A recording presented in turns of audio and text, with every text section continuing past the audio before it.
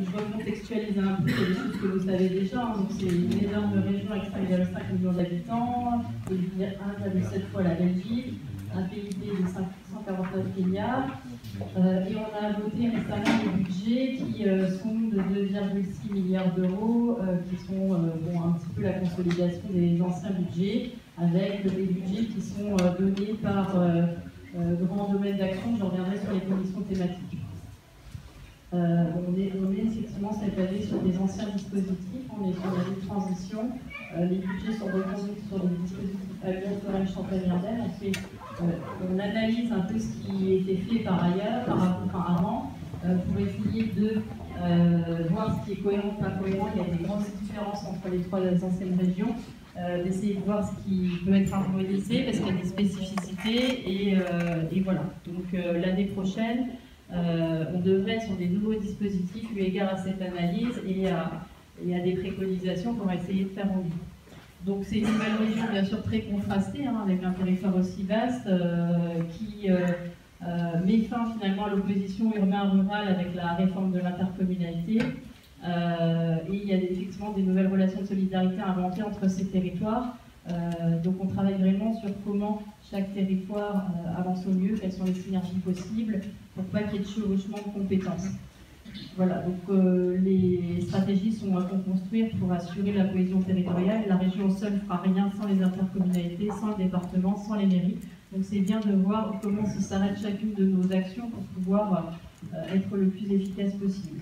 Donc vous savez que c'est issu, ces nouvelles régions, de la loi NOTRe, nouvelles organisations des territoires régionaux, tout ça, avec des transferts de compétences. Donc les gros transferts se situent au niveau des transports, hein, puisqu'on élabore également le schéma régional des infrastructures de transport.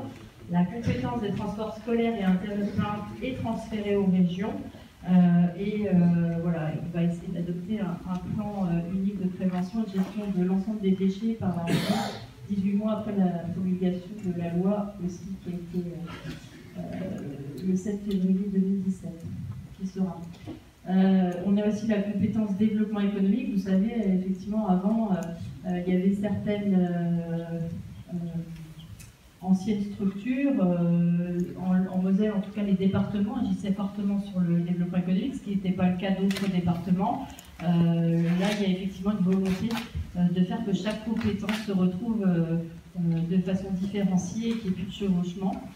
Et là, on élabore, ce que je vous disais, c'est qu'on fait un diagnostic et on élabore actuellement le nouveau schéma de développement économique, d'innovation et d'internationalisation que vous voyez dans la presse sous le nom de SRDE2I. C'est ce qui nous permettra d'amener les nouveaux dispositifs à partir de 2017 et on va se rapprocher de l'ensemble des acteurs des territoires, entreprises, mais aussi communautés de communes, pour avoir aussi leur vision, leurs conseils pour alimenter la réflexion. Et c'est pas seul qu'on va le faire, il y aura aussi une démarche participative. Vous pourrez aussi en tant que citoyen apporter des préconisations. Ça va se dérouler surtout le deuxième semestre. Là on est en consultation, comme je vous ai dit, des grands élus, des communautés de communes et ensuite des acteurs économiques. Voilà. Donc là, en fait, nos travaux sont décomposés en 15 commissions thématiques. C'est pour ça que quand vous avez des fois des dossiers, ils vont être fléchés sur ces différentes commissions: finances, relations internationales et transfrontalières, transport et déplacement, formation professionnelle, lycée, apprentissage, jeunesse, développement économique, innovation, enseignement supérieur et recherche, agriculture et forêt, aménagement des territoires, environnement, culture, sport, tourisme. Donc en fait, on est à peu près en comité de 20-25 élus dans ces commissions à analyser, étudier et voir comment au mieux on peut accompagner vos dossiers. Et en ce qui me concerne, je suis vice-présidente de la commission innovation et membre de la commission agriculture et forêt.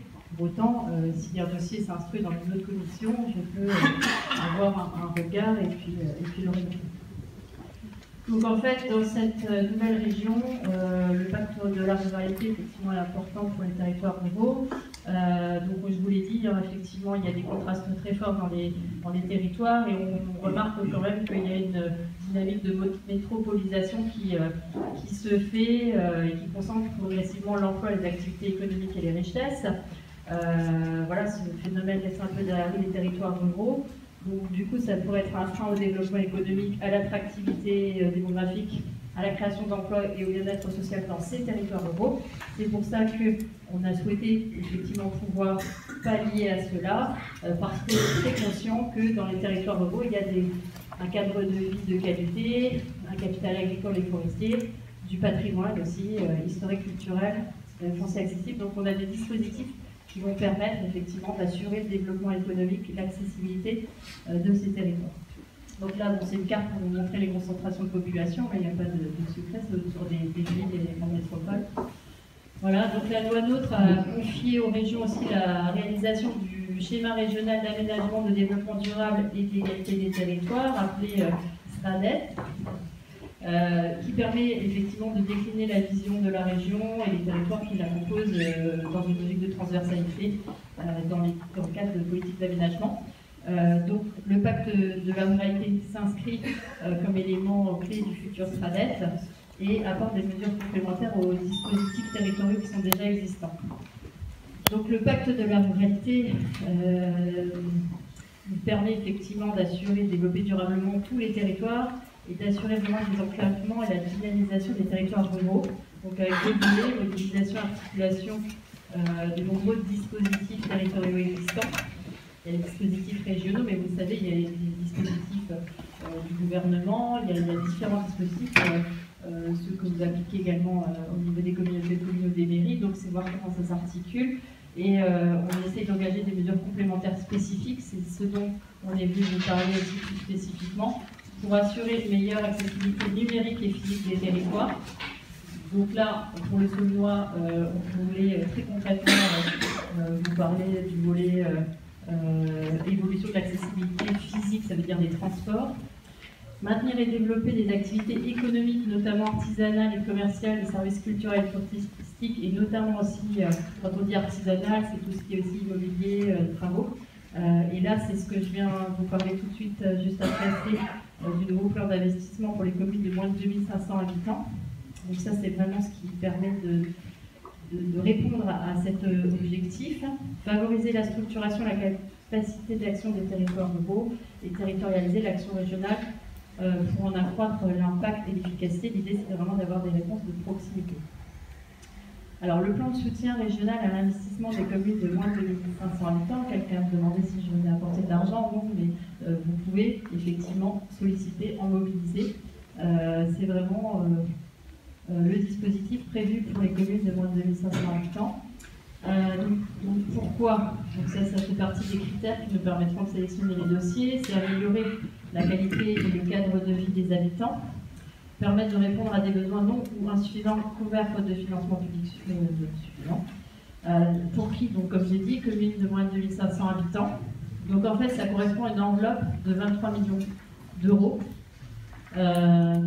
Qui est complémentaire à celle de 77 millions d'euros qui est proposée par l'État. J'y reviendrai.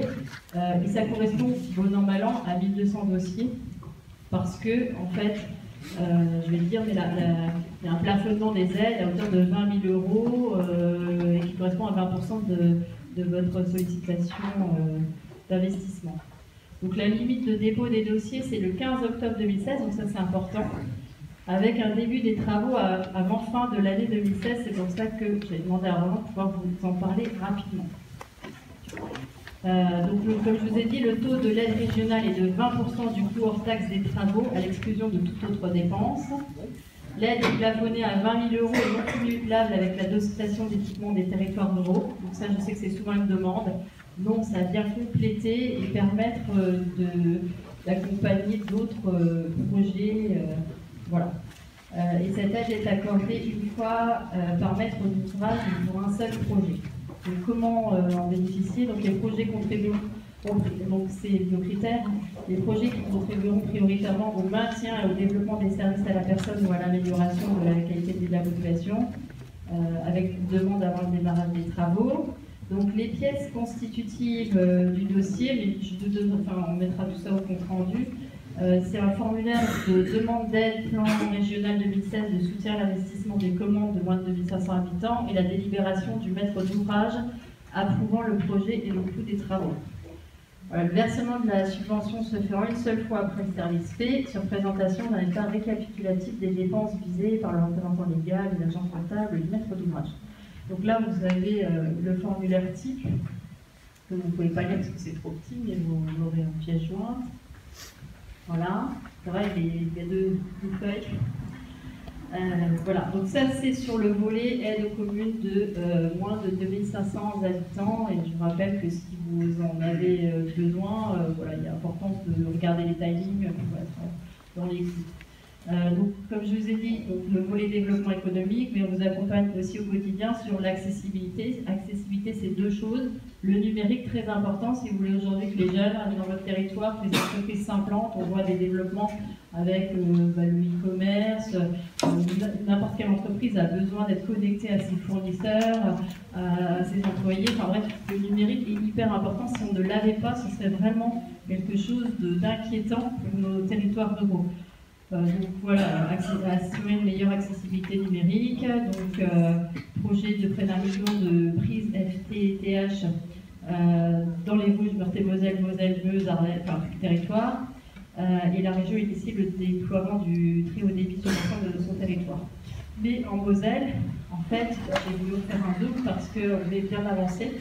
En fait, dès début 2000, il y a une création du RH, donc réseau haut débit Moselle, avec un investissement de 72 millions d'euros, et du syndicat, donc ça a amené la création d'un syndicat mixte Moselle Fibre, qui pose 1450 km de fibre optique à destination des entreprises, des infrastructures publiques et scolaires.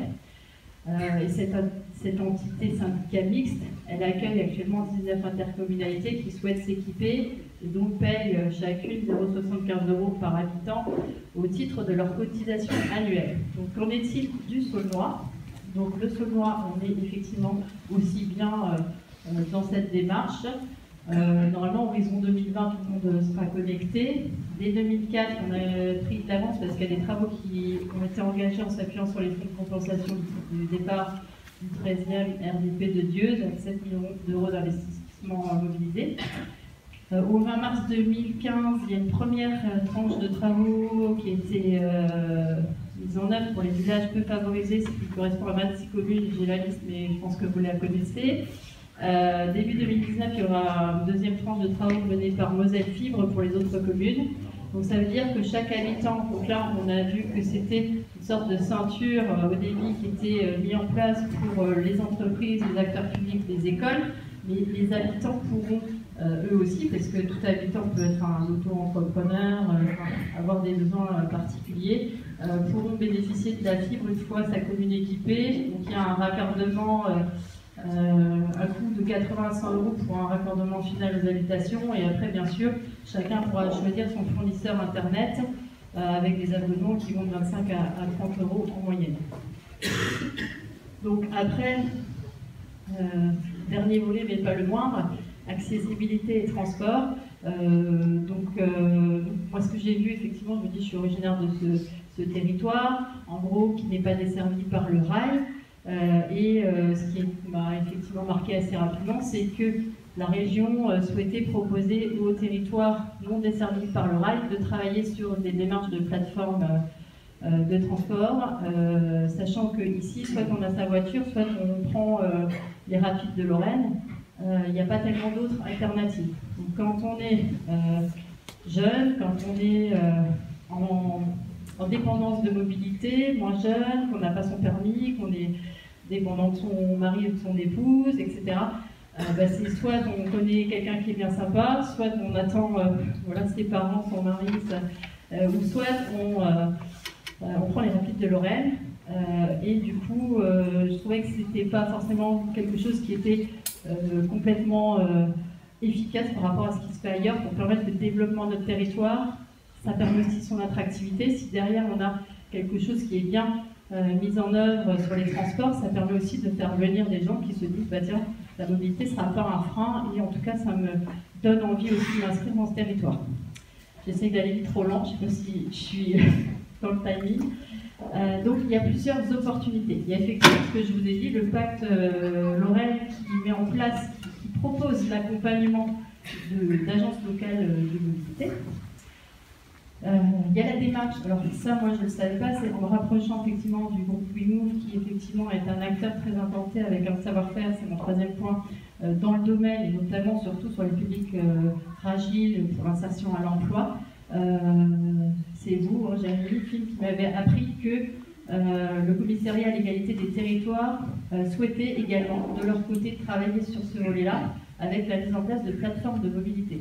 C'est vrai qu'on s'est retrouvés et finalement pour l'instant la démarche de la région c'est un second volet qui fera appuyer et conforter ce dispositif, mais on a la chance, et Jérémy va vous le présenter, d'avoir une enveloppe budgétaire très intéressante, importante, pour mettre en place cette structure dans notre territoire sur 3 ans autofinancés entre guillemets, et après avec vraiment des opportunités d'avoir quelque chose pour l'ensemble du Saulnois. Je parle de l'ensemble du Saulnois avec peut-être des antennes et des choses qui permettront de répondre aux besoins de vos différents villages.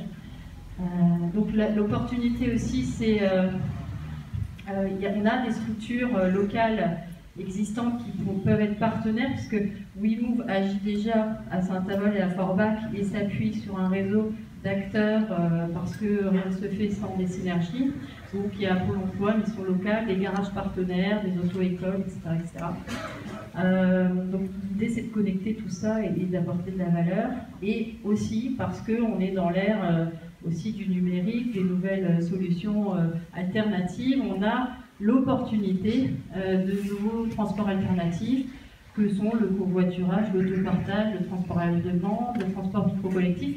Tout ça, c'est vrai qu'aujourd'hui, ça peut avoir lieu parce que les gens peuvent être connectés entre eux. Donc ça nécessitera des démarches de pédagogie, si on développe une application d'autopartage, etc.